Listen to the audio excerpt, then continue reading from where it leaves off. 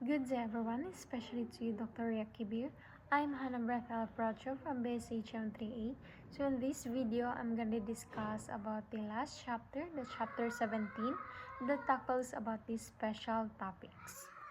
So according to the former Malaysian Prime Minister Ibrahim Mahathir, the implementation of the laws of a country rests on the firm resolve for its leaders. As to the Philippines, the Filipinos deserve the officials they elect. So this is also a special topic.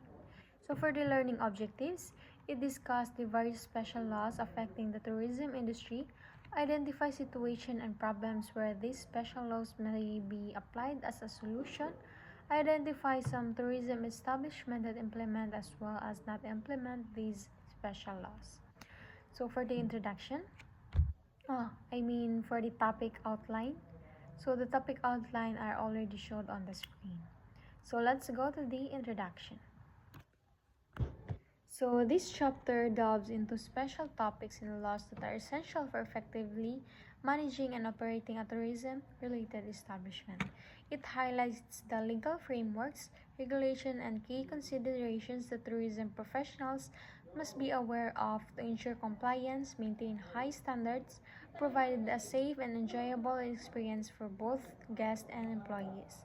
By understanding these specialized laws and topics, tourism operators can navigate the complexities of the industry, ultimately contributing to the success and sustainability of their business. So let's go to the Senior Citizen Law or the Republic Act number 9257. So the Senior Citizen Law provides senior citizens in the Philippines with several privileges, including a 20% discount on goods and services across the various establishments. So this includes discounts on lodging, restaurants, amusement places, and domestic travel. So the senior citizens defined as residents aged 60 and above and can also avail of discounts in accredited tourism-related businesses such as hotels, resorts, and transport operators. Like for example, if a senior citizen couple stays at a resort with a bill of 32,500, they will only pay 26,000 after a 20% discount. So let's go to the Human Security Act of 2007, Republic Act number 9372. So this law addresses terrorism and outlines actions that are considered acts of terrorism, such as piracy, rebellion, and kidnapping. It also allows authorities to intercept communication of individuals or groups suspected of terrorism. A case application is provided with the Rizal Day bombings, showing how the law would apply today to hold perpetration criminally liable. So for the Consumer Act of the Philippines, Republic Act number 7394, the Consumer Act aims to protect the public from unsafe and unfair business practices. It provides consumers with rights to information, education, and redress, ensuring products are safe and meet quality standards. So the government agencies like the Department of Health and Department of Trade and Industry enforce this law.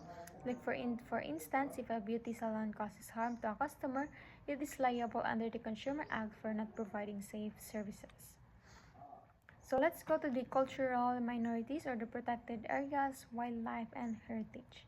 So according to the Republic Act number 8371, the Indigenous People Rights Act of 1997, so this law recognizes the rights of indigenous cultural communities and indigenous peoples, promoting their economic, social, and cultural well-being.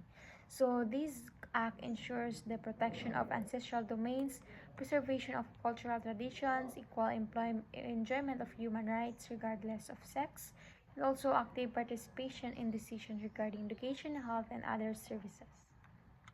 So for the UAI Draft Charter on the Rights of Minorities, international organizations support minority rights, ensuring protection against discrimination based on ethnicity, culture, religion, or sexual orientation. So the key points include the minority individuals are entitled to fair trials and equal treatment under international law. So, and also according to the Republic Act number 9072, National Caves and Cave Resources Management Protection Act 2001, this law aims to conserve caves and cave resources, recognizing their value for scientific, educational, and recreational purposes, and this also ensures protection of cave ecosystem and cultural artifacts, collaboration between government and local communities for management and conservation. and conservation. And also for the Republic Act number 9147, the Wildlife Resources Conservation and Protection Act 2001.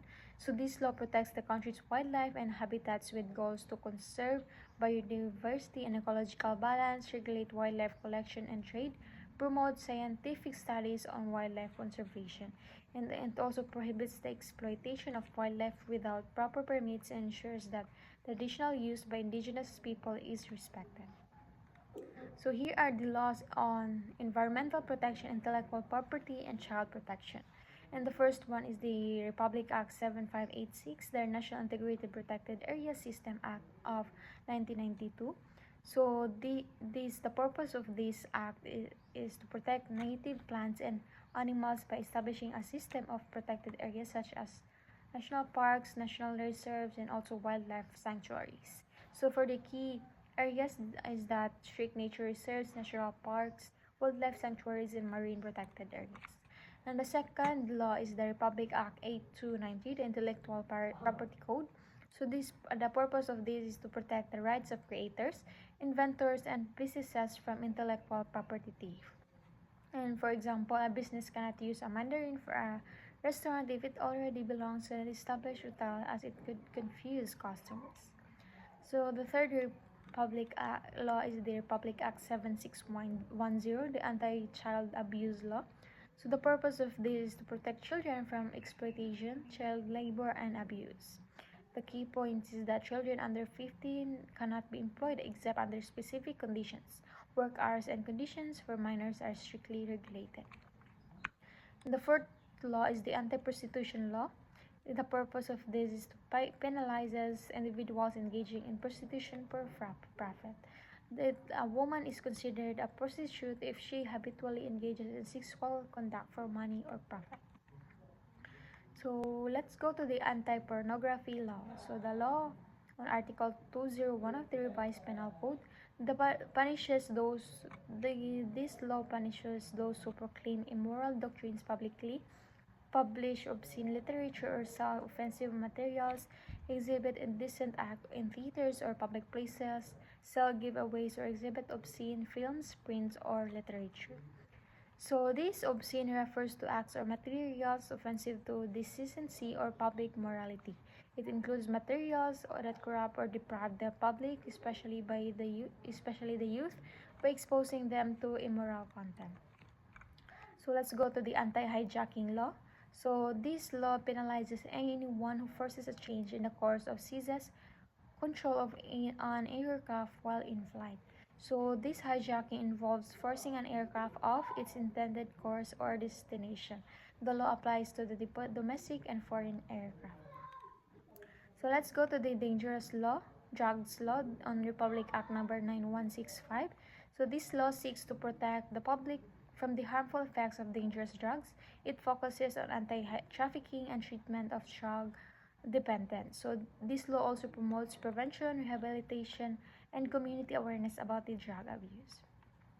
So for the anti-smoking law, so this law bans smoking in public buildings, enclosed places, and public transportation to improve air quality and protect citizens' health. So this also aims to reduce air pollution caused by smoking and ensure that public places are smoke-free. And let's go to the anti-smuggling law. So this law penalizes anyone involved in the unlawful importation or transportation of goods contrary to law. So this smuggling also includes the fraudulent importation of goods without paying the required duties or taxes and facilitating the sale or transportation of illegal goods. So let's go to the law on violence against women and children, Republic Act number 9262. So the Anti-Violence Against Women and Their Children Act of 2004. So for the key provision is that violence against women and children, any act committed by a person against a woman, wife, or a live-in partner causing harm like physical, sexual, or psychological or economic abuse, and also dating relationship or a romantic relationship or cohabitation without marriage that qualifies under this law. So the types of violence are the physical violence like bodily harm or injury, sexual violence like any sexual act or coercion, including exploitation. So let's go to the law on human trafficking, Republic Act Number 9208, the Anti-Trafficking in Person Act of 2003.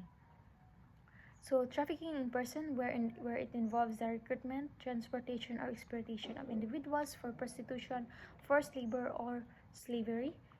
And also, it includes the sex tourism, where they organize tours involving the prostitution or sexual exploitation. So let's go to the international law on tourism, where the World Tourism Organization, it promotes the sustainable tourism globally, focusing on positive impacts while minimizing social and environmental harm. And also the Global Code of Ethics for Tourism, where it ensures that tourism maximizes benefits and minimizes the negative effects, encouraging responsible tourism. And let's go to the health tourism in the Philippines. So, health tourism refers to travel to health spas or resorts where the primary purpose is to improve physical well-being. Activities include physical exercise, therapy, dietary control, and medical services aimed to health maintenance. So the law and objectives of health tourism is that they positioning the Philippines as a competitive health vacation destination in Asia, diversifying tourism products by including health tourism as a major offering, and also promoting Philippine medical tourism through aggressive marketing and targeted campaigns to increase global awareness. So for the components of health tourism, first one is the spa tourism. It is a variety of body pampering treatments that integrate traditional Filipino healing practices, and it also uses local herbs, oils, and essences for health and beauty purposes. And the second one is the medical tourism, where it involves traveling in the Philippines for medical treatment, offering cost-effective healthcare services, and the patients can combine their treatment with leisure by visiting tourist attractions around the country. So for the advantages of medical tourism in the Philippines is that it is competitive medical cost, where lower treatment costs compared to Western countries, highly skilled doctors, where Filipino doctors are trained in Western medical practices and offer quality care, nurturing attitude, where Filipino medical practitioners are known for their compassionate and caring approach, and also fluency in English, where the majority of medical professionals are fluent in English, making communication easy for international patients. So for the accredited hospital for the medical tourism, these are the St. Luke's Hospital, Asian Hospital, the Medical City, the Makati Medical Center, Capital Medical Center, University of Santo Tomas Hospital, and also the St. Francis Cabrini Hospital. So for the incentives for health tourism, the spa tourism reduce import tariffs on selected spa equipment, medical tourism where income tax holidays and reduced tariffs 1% on selected medical equipment. So let's go to the last one, the conclusion. So understanding the special topics and laws discussed in this chapter is crucial for the effective management and operation of tourism-related establishment. By adhering to these legal frameworks and guidelines, tourism operators can ensure smooth businesses operations, uphold industry standards, and create positive environment for both guests and staff. Proper knowledge and application of this regulation not only help in maintaining legal compliance but also contribute to the overall success and sustainability of tourism businesses. So that would be all for the last chapter, the chapter 17 that tackles about these special topics. And again, I'm Hanna Perocho from BSHM 3A. Thank you for listening and goodbye.